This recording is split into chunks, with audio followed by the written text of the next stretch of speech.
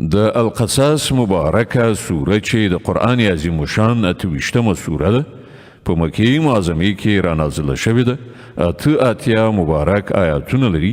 تلاوت او پښتو ترجمه یې له لومړي آیت څخه اورئ. بسم الله الرحمن الرحیم. د الله په نوم چې ډېر زیات مهربان پوره رحم لرونکی دی.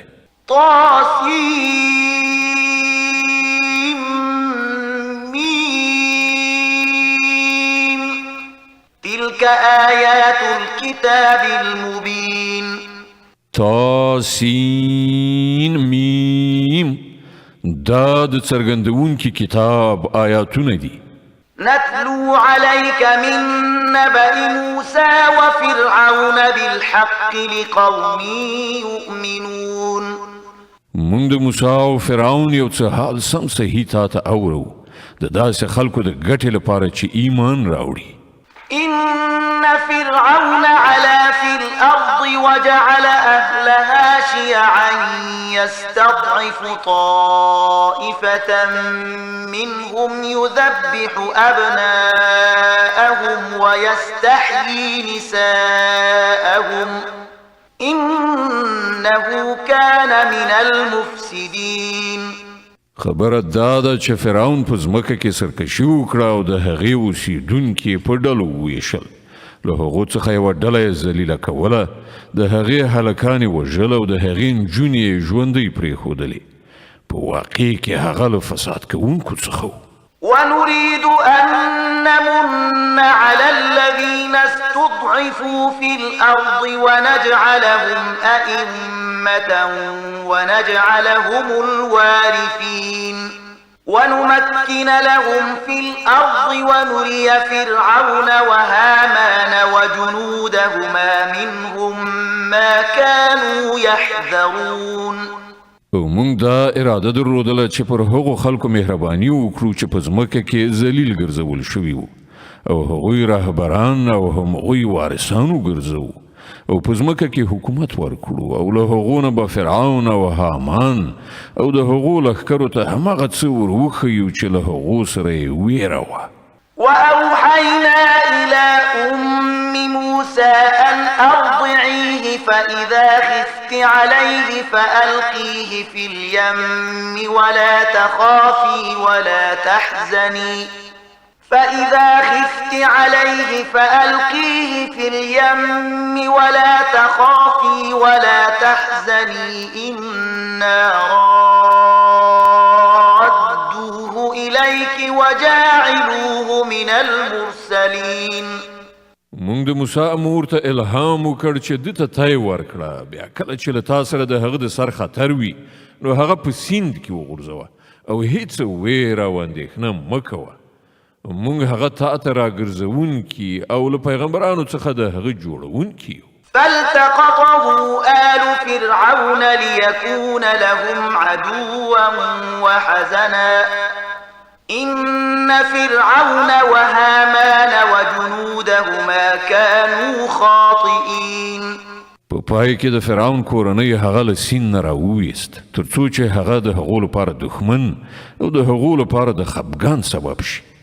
خبره دا ده چې فرعون او د هغه لښکر په خپله دسیسه کې غلط شوي وو. وقالت امرأة فرعون قرة عين لي ولك لا تقتلوه عسى أن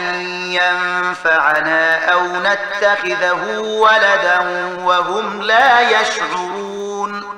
د فرعون میرمن هغه ته وویل دی زما او ستا لپاره د سترګو روښنایي دی، مې وژنه، کیدای شي چې دی زموږ لپاره ګټور ثابت شي یا به یې په زویولی ونیسو او هغوی له عاقبت نه ناخبره وو. وأصبح فؤاد أم موسى فارغا إن كادت لتبدي به لولا أن ربطنا على قلبها لتكون من المؤمنين. هاخوا د موسی د مور زړه درزیده، هغې به د هغه راز برملا کړی وای که موږ د هغې زړه نه وای ډاډه کړی تر څو چې هغه زموږ پر وعدو باندې له ایمان راوړونکو څخه واوسي. وقالت لأخته قصيه فبصرت به عن جنب وهم لا يشعرون. هغې د هلک خور ته وویل په هغه پسې ورشه وروسته ځه نو هغې له ګوښې نه هغه په داسې شان تر نظر لاندې وساته چې دښمنان پرې ونه پوهېدل. وحرمنا عليه المراضع من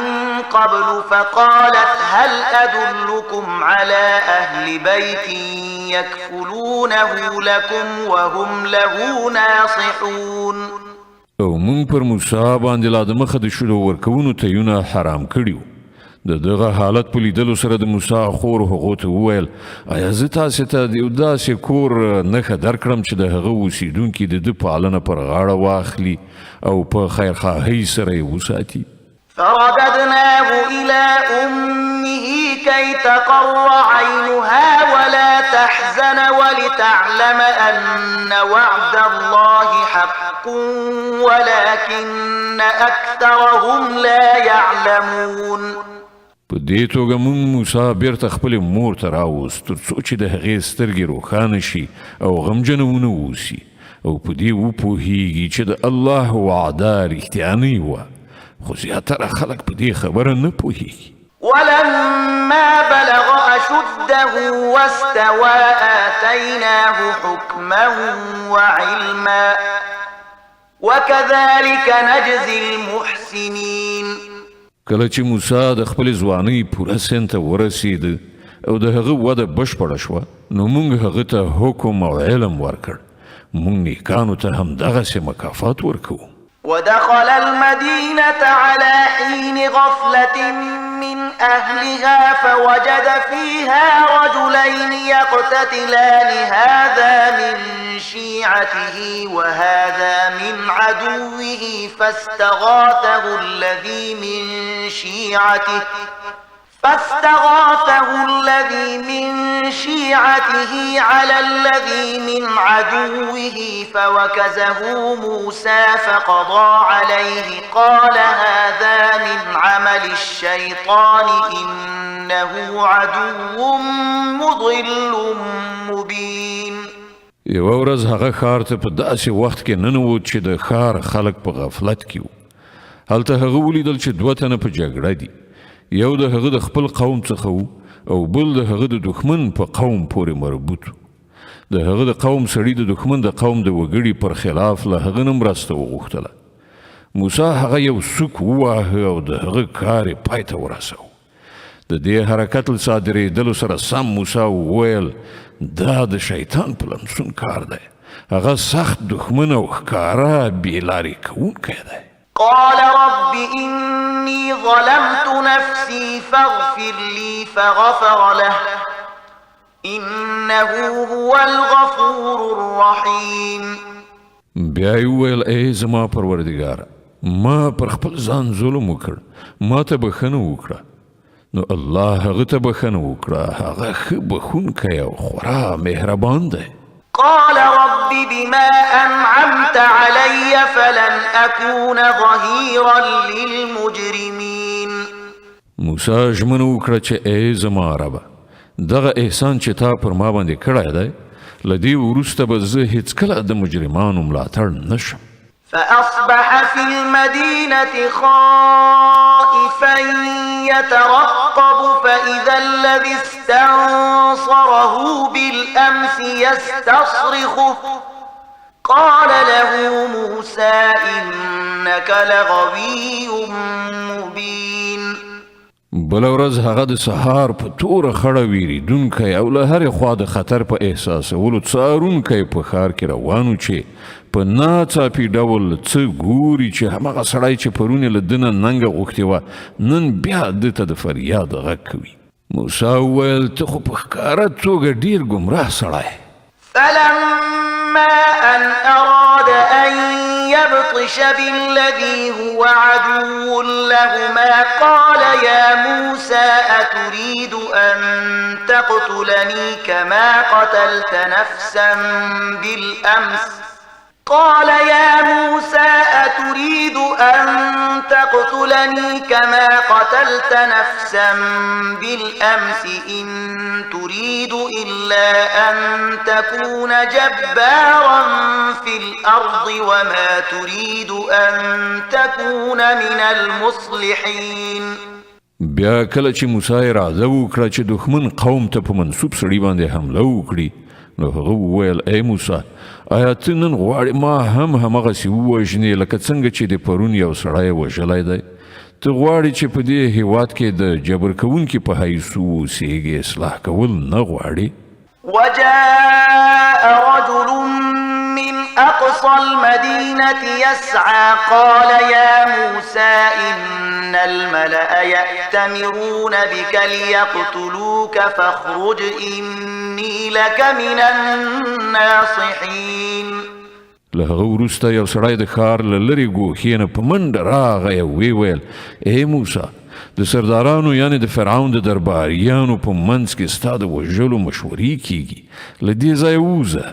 زه ستا خواخوږی یم فخرج منها خائفا يترقب قال رب نجني من القوم الظالمين د دې خبر له اورېدلو سره سم موسی وویرېده او په څارنه اندېښمن ووت او هغه دا دعا وکړه چې ای زما ربه ما له ظالمانو څخه وژغوره ولما توجه تلقاء مدين قال عسى ربي أن يهديني سواء السبيل له مصر نه په وتلو سره چې کله موسی د مدین خواته مخه کړه نو ویې ویل هیله ده چې زما رب ما په سمه لاره سیخ کړي ولما ورد ماء مدين وجد عليه أمة من الناس يسقون ووجد من دونهم امرأتين تذودان قال ما خطبكما قالتا لا نسقي حتى يصدر الرعاء وأبونا شيخ كبير او کله چې هغه د مدین د اوبو څاه ته ورسېدو نو ویې لیدل چې ډېر خلک خپل څاروي اوبه کوي او له هغو نه بېلې یوې خواته دوه ښځې خپل څاروي څاروي موسی له دغو ښځو پوښتنه وکړه تاسې څنګه اندېښمنې یئ هغه وویل موږ خپلو څارویو ته اوبه نشو ورکولی تر څو پورې چې دغه شپانه خپل څاروي بوځي او زموږ پلار ډېر زیات سپین ږیری سړی دی فسقى لهما ثم تولى إلى الظل فقال رب إني لما أنزلت إلي من خير فقير د دې په اورېدلو سره موسی د هغو څاروي اوبه کړل بیا یو سیوري ځای ته لاړ او ویې ویل پروردګاره هره ښېګڼه چې تا پر ما نازله کړې ده زه هغې ته اړ یم فجاءته إحداهما تمشي على استحياء قالت إن أبي يدعوك ليجزيك أجر ما سقيت لنا فلما جاءه وقص عليه القصص قال لا تخف نجوت من القوم الظالمين څه ځنډ لا نه و شوی چې له هغو دوه نجونو نه یوه په شرم او حیا سره را روانه ده ته راغله ویې ویل زما پلار تا غواړي تر څو تا چې زموږ لپاره څارویو ته اوبه ورکړي دي د هغه اجرت درکړي موسی چې کله هغه ته ورغی او هغه ته یې خپله ټوله قصه واوروله نو هغه سړي وویل هیڅ مه ویرېږه اوس ته له ظالمانو څخه ژغورل شوی قالت إحداهما يا أبت استأجره إن خير من استأجرت القوي الأمين له هغو دوه نجونو نه یوې خپل پلار ته وویل پلار جانه دغه سړی نوکر ونیسه دی تر ټولو یو غوره څوک دی چې نوکر ونیسي ځکه چې قوي او امانتکار دی قال إني أريد أن أنكحك إحدى ابنتي هاتين على أن تأجرني 8 حجج فإن أتممت 10 فمن عندك وما أريد أن أشق عليك ستجدني إن شاء الله من الصالحين د هغې پلار موسی ته وویل زه غواړم چې له خپلو دغو دوو لوڼو څخه یوه تا ته په نکاح درکړم په دې شرط چې ته تر 8 کلونو پورې له ما سره نوکري وکړې او که 10 کاله پوره کړې نو دا ستا خپله خوښه زه پر تا سختي کول نه غواړم ته به ما انشاءالله ښه سړی ومومې قال ذلك بيني وبينك أيما الأجلين قضيت فلا عدوان علي والله على ما نقول وكيل موسی ځواب ورکړ دا خبره زما او ستا په منځ کې تصویب شوه له دغو دواړو مودونه چې هر یوه زه پوره کړم له هغه وروسته به بیا پر ما کوم زیاتی نه وي او څه لوز او ژمنه چې مونږ کوو الله ورباندې ساتونکی دی فلما قضى موسى الأجل وسار بأهله آنس من جانب الطور نارا قال لأهلهم كثوا إني آنست نارا لعلي آتيكم منها بخبر أو جذوة من النار لعلكم تصطلون کله چې موسی موده پوره کړه او هغه له خپل اهل او عیال سره روان شو نو د تور خواته یو اور په نظر ورغی هغه خپلو کوروالاو ته وویل تاسې اوسئ ما اور لیدلی دی ښایي زه له هغه ځایه څه خبر راوړم یا له هغه اور نه کومه سکروټه راواخلم چې تاسې پرې توده شئ فلما أتاها نودي من شاطئ الوادي الأيمن في البقعة المباركة من الشجرة أن يا موسى إني أنا الله رب العالمين هلته چې ورسید نو د ناو د ښي غاړې په برکتي ټوټه ځمکه کې له یوې ونې څخه غږ وشو چې ای موسی همدا زه الله یم د عالمیانو مالک وأن ألق عصاك فلما رآها تهتز كأنها جان ولا مدبرا ولم يعقب يا موسى أقبل ولا تخف إنك من الآمنين او حکم ورکړ شو چې وغورځوه خپله همسا څنګه چې موسی ولیدل هغه همسا د مار په څیر خوځېږي نو شا یې واړوله وتښتېده او هغه بیرته تر شا هم ونه کتل امر وشو ای موسی راوګرځه او مه ویرېږه ته بیخي په امن یې اسلك يدك في جيبك تخرج بيضاء من غير سوء واضمم إليك جناحك من الرهب فذلك برهانان من ربك إلى فرعون وملئه إنهم كانوا قوما فاسقين خپل لاس په ګریوان کې ننه باسه ځلیدونکی به راوځي بې له څه تکلیف نه او له ویرې نه د ژغورل کېدو لپاره خپل مټ در جوخت کړه دا دوه روښانه نښانې دي ستا د رب له لوري د فرعون او د هغه د درباریانو مخې ته د وړاندې کولو لپاره هغوی ډېر نافرمانه خلک دي قال رب إني قتلت منهم نفسا فأخاف أن يقتلون موسی عرض وکړ زما باداره ما خو د هغوی یو سړی وژلی دی ویرېږم چې هغوی به ما ووژني وأخي هارون هو أفصح مني لسانا فأرسله معي يرد أن يصدقني إني أخاف أن يكذبون او زما ورور هارون له مانه زیات د ژبې فصاحت لري هغه له ما سره د مرستیال په توګه ولېږه تر څو چې هغه زما تایید وکړي زه ویرېږم چې هغوی به ما دروغجن وګڼي قال سنشد عضدك بأخيك ونجعل لكما سلطانا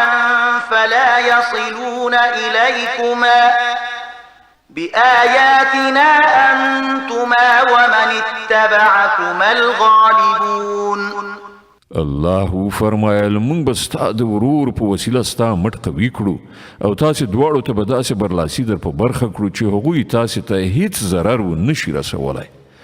زمونږ د نښانو په زور سره به غلبه ستاسې او ستاسې د پیروانو وي فلما جاءهم موسى بآياتنا بينات قالوا ما هذا إلا سحر مفترى